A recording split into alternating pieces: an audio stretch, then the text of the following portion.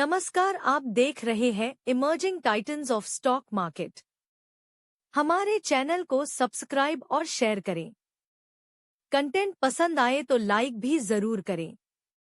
नमस्कार और स्वागत है इस खास चर्चा में। आज हमारे पास कुछ दिलचस्प स्रोत हैं, एक अर्निंग्स कॉल, एक निवेशक प्रस्तुति और एक यूट्यूब विश्लेषण। हाँ, और इनके जरिए हम एक कंपनी की मौजूदा हालत को समझने की कोशिश करेंगे। बिल्कुल, ये वो कंपनी है जिसके हालिया नतीजों ने बाजार को काफी चौंकाया है, खासकर वो मौसम के अजीब बर्ताव के कारण। हाँ, और यही आज का खास मुद्दा है।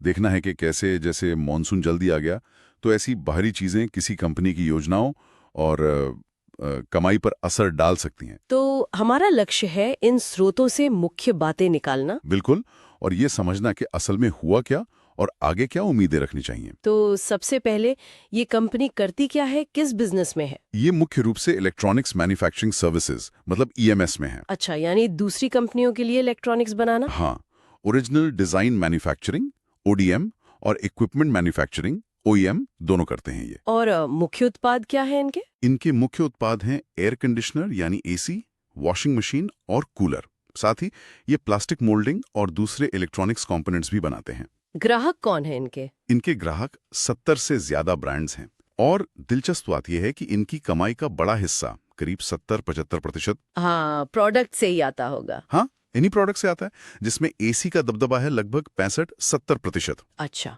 अब आते हैं हालिया वित्तीय प्रदर्शन पर, जो ताजा आंकड़े आए हैं Q1 FY26 के। हाँ, तो पहली तिमाही में रेवेन्यू 14% बढ़कर 1504 करोड़ रुपए हुआ। सुनने में तो ठीक लगता है, ये 14% ग्रोथ। हाँ, ठीक है, पर यह बाजार की उम्मीद से कम था और असली कहानी तो मुनाफे में है।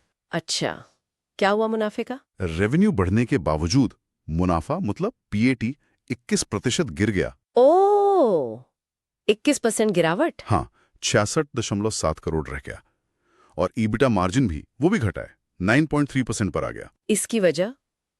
आपने कहा मौसम। बिल्कुल, सीधी वजह है एसी सीजन का वक्त से पहले खत्म हो जाना। बिक्री कम हुई लेकिन खर्चे उतने कम नहीं हो पाए।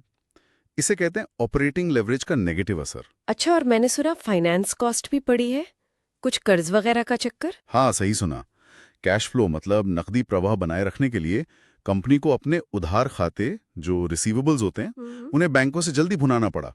डिस्काउंटिंग कहते हैं इसे। तो उस पे ब्याज ज्यादा लगा। हाँ, उस पे करीब 20 करोड़ रुपए की अतिरिक्त लागत आ गई। अगर हम अलग अलग सेगमेंट्स की बात करें तो वहां कैसा रहा? देखिए, वॉशिंग मशीन सेगमेंट ने तो कमाल का प्रदर्शन किया, 36% की बढ़ोतरी हुई उसमें। वाह, 36%। हाँ, एसी सेगमेंट भी 15% बढ़ा, लेकिन जैसा हमने कहा मौसम की मार के कारण उम्मीद से काफी पीछे रह गया। और कूलर? कूलर सेगमेंट तो धीमा ही रहा। और एक चीज, दक्षिण भारत में एसी की मांग काफी कमजोर रही इस बार। इंडस्ट्री में जो दूसरी कंपनियां हैं उनके मुकाबले ये प्रदर्शन कैसा माना जाएगा? तुलना करें तो 14% रेवेन्यू ग्रोथ कुछ प्रतिस्पर्धियों से बेहतर जरूर है। जैसे ईपैक का रेवेन्यू तो गिरा था, लेकिन इनके मुनाफे पर भारी चोट लगी है। और एक चिंता की बात यह है कि पूरी इंडस्ट्री में एसी का भारी स्टॉक जमा हो गया है। कितना स्टॉक, कुछ अंदाजा है? हाँ, आंकड़े बताते हैं कि डिस्ट्रीब्यूटरों के पास करीब 2 से 2.5 मिलियन यूनिट है और ब्रांड्स के पास भी लगभग 2 मिलियन यूनिट पड़े हैं। बाप रे, इसका तो अगले सीजन पर असर पड़ेगा। बिल्कुल, अगले सीजन की बिक्री पर दबाव बन सकता है इससे। अब बात करते हैं मैनेजमेंट और उनकी रणनीति की। इस कंपनी का नाम पीजी इलेक्ट्रोप्लास्ट है। हाँ, इनका पिछला रिकॉर्ड तो हमने सुना काफी मजबूत रहा है। हाँ, ट्रैक रिकॉर्ड शानदार है। पिछले 9 सालों में 18 गुना ग्रोथ दिखाई है इन्होंने। फिर अभी क्या कह रहे हैं मैनेजमेंट? देखिए, मौजूदा हालात को देखते हुए प्रबंधन अब ज्यादा यथार्थवादी हो गया है। पहले इन्होंने FY26 के लिए काफी ऊंचा करीब 33% ग्रोथ का अनुमान दिया था और अब उसे घटाकर 17-19% कर दिया है। और मुनाफे का अनुमान वो तो और भी ज्यादा घटा दिया है, सिर्फ 3-7% की ग्रोथ का अनुमान है अब। ओ, इसका मतलब खर्चों पर भी लगाम लगाई होगी फिर, कैपेक्स वगैरह। निश्चित रूप से कैपिटल एक्सपेंडिचर यानी कैपेक्स प्लान जो पहले 800-900 करोड़ का था उसे घटाकर 750-750 करोड़ कर दिया है। अच्छा, कहाँ कटौती की है? मुख्य रूप से नई मशीनरी के ऑर्डर रोक दिए हैं कैश बचाने के लिए। हालांकि वो जो नए बिजनेस में जाने की योजना थी, जैसे रेफ्रिजरेटर और कंप्रेसर, हाँ, वो योजना अभी भी है, पर कंप्रेसर प्रोजेक्ट थोड़ा लेट हो गया है। तो इस समय कंपनी के सामने सबसे बड़े जोखिम क्या दिख रहे हैं? देखिए, सबसे बड़ा सिरदर्द तो वो भारी इन्वेंट्री है, करीब 1356 करोड़ रुपए की। ये पिछले साल जून के मुकाबले लगभग 4 गुना ज्यादा है। 4 गुना? ज्यादातर एसी का ही होगा। हाँ, इसमें ज्यादातर एसी का कच्चा माल है। इससे कैश फ्लो पर जबरदस्त दबाव है और कंपनी का शॉर्ट टर्म कर्ज भी बढ़ गया है। और हाँ, एसी पर इतनी ज्यादा निर्भरता ये अपने आप में एक जोखिम तो है ही।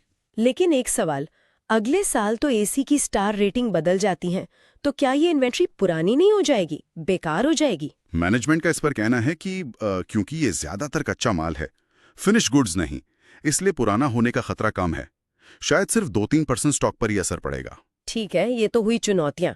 इनके बीच क्या कुछ अवसर, कुछ उम्मीद की किरण भी दिख रही है? हाँ, अवसर भी हैं। लंबी अवधि में देखें तो भारत में कंज्यूमर ड्यूरेबल्स की पहुंच अभी भी काफी कम है। ये एक बड़ा मौका है। और अभी के लिए? अभी के लिए वॉशिंग मशीन सेगमेंट की मजबूती एक पॉजिटिव है।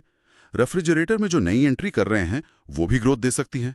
और इनका एक टीवी जॉइंट वेंचर है गुडवर्थ, वो भी अच्छा चल रहा है। और एसी मार्केट? उम्मीद तो यही है कि अगले साल एसी बाजार फिर से पटरी पर लौटेगा। भविष्य के लिए कंपनी का अनुमान यानी गाइडेंस तो काफी कम हो गया है, जैसा आपने बताया। हाँ बिल्कुल, FY 26 के अनुमान काफी घटा दिए गए हैं। मैनेजमेंट का कहना है कि इन्वेंट्री की जो स्थिति है उसे देखते हुए ये यथार्थवादी लक्ष्य हैं। कब तक सुधार की उम्मीद है? उन्हें उम्मीद है कि नवंबर-दिसंबर तक हालात सुधरने लगेंगे। अच्छा, अब शेयरधारकों के नजरिए से देखें, कंपनी ने हाल ही में QIP से पैसा जुटाया था ना, विस्तार के लिए? हाँ बिल्कुल, विस्तार के लिए QIP किया था, मतलब बड़े निवेशकों से पैसा जुटाया था। लेकिन अब जैसा हमने कहा, कैश की तंगी के चलते कैपेक्स घटाना पड़ा है। और एक बात और थी, प्रमोटर ने अपनी हिस्सेदारी बेची थी कुछ समय पहले, मई 2025 में शायद। हाँ, वो भी एक चर्चा का विषय रहा। टाइमिंग पर सवाल उठे थे कि जब मंदी आने वाली थी तब हिस्सेदारी क्यों बेची। इस पर मैनेजमेंट ने सफाई दी है कि उन्हें इस मंदी का पहले से अंदाजा बिल्कुल नहीं था। तो अगर हम सब कुछ समेटें तो रेड फ्लैग्स यानी खतरे की घंटियां क्या हैं और पॉजिटिव संकेत क्या हैं? देखिए, रेड फ्लैग्स में सबसे पहले तो गाइडेंस में भारी कटौती, फिर इन्वेंट्री और कैश फ्लो की दिक्कतें, और वो प्रमोटर बिक्री की टाइमिंग भी कुछ लोगों के लिए सवाल खड़ा करती है। और पॉजिटिव? पॉजिटिव में वॉशिंग मशीन की अच्छी ग्रोथ, भारत में ड्यूरेबल्स मार्केट की लंबी अवधि की संभावना, और ये भी कि मैनेजमेंट खुलकर चुनौतियों को मान रहा है, छुपा नहीं रहा। तो कुल मिलाकर कहें तो PG इलेक्ट्रोप्लास्ट इस समय अप्रत्याशित मौसम के कारण एक मुश्किल दौर से गुजर रही है। बिल्कुल, छोटी अवधि मतलब शॉर्ट टर्म के लिए नजरिया थोड़ा सतर्क, शायद न्यूट्रल से बेरिशी लगता है। इन्वेंट्री, कैश फ्लो, मार्जिन सब पर दबाव साफ दिख रहा है। कंपनी का भविष्य किस बात पर निर्भर करेगा? मुख्य रूप से इस बात पर कि वो इस मौजूदा संकट से कैसे निपटते हैं, इन्वेंट्री कैसे मैनेज करते हैं और अपनी बदली हुई योजनाओं पर कितना अमल कर पाते हैं। तो ये विश्लेषण साफ दिखाता है कि कैसे मौसम जैसी बाहरी चीजें भी एक बड़ी स्थापित कंपनी के लिए गंभीर चुनौतियां खड़ी कर सकती हैं।